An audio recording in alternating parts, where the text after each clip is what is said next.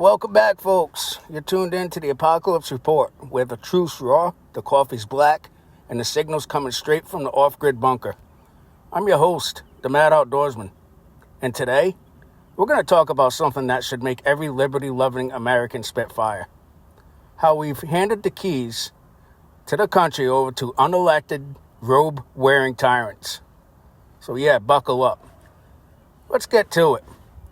So the news dropped this week. Some federal judge, Colleen Collar-Catali, decided that the Trump administration was out of line for trying to require proof of citizenship to vote. Yeah, proof. As in, are you even legally part of this country before you get to shape its future? But apparently, that's now too controversial, too offensive, too patriotic. She didn't just block the policy. Oh, no. She wrote a 120-page ruling, dripping with activist arrogance, telling state officials they can't even assess someone's citizenship if they're on public assistance. We're shoveling out welfare, healthcare, food, housing.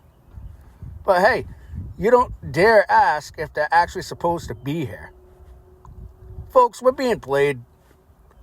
This is bigger than just voter ID. This is about weaponizing the courts to keep the borders wide open and the voter rolls bloated. It's about diluting your vote and importing a dependent class that'll keep voting for bigger government, more handouts, and fewer freedoms. That same court is also protecting sanctuary cities. You know, those leftist havens where local officials actively obstruct ICE, harbor violent criminals, and thumb their nose at federal law. Prince George's County. Ever heard of it? An illegal immigrant charged with murder walked free thanks to sanctuary policies. That's not compassion. That's betrayal. And here's the kicker. We're paying for it. The Office of Refugee Resettlement blew $2.9 billion with a B $1 billion on care facilities for people who broke our laws just to get here. Meanwhile, Americans are rationing insulin and living out of trucks. Folks, we're funding our own erasure. Let's go back to basics for a second. Federalist 78. Look it up. Hamilton wrote that the judiciary was supposed to be the weakest branch. No army, no budget, just opinions. Yet somehow, they're now dictating national security policy, immigration enforcement, and voter eligibility.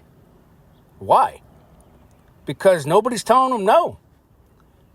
Look, Trump's trying to play it by the rules, but he's up against people who are burning the rule book and calling it, quote-unquote, justice. So how long before he says enough is enough? It's time we talk about invoking the Insurrection Act. Yeah, I said it. Listen, if sanctuary cities are going to operate like rogue states, openly defying federal law, then send in the troops. Arrest the officials aiding and abetting. Treat it like the criminal conspiracy that it is. Oh, I know, the media will howl.